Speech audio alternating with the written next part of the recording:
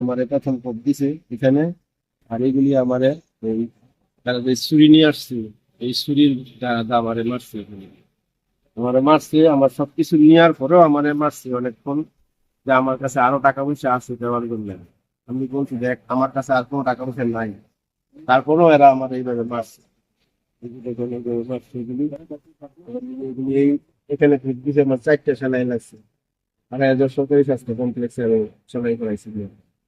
এখানেও সুবিধা বাইরে সুবিধা আর দাগ দিল।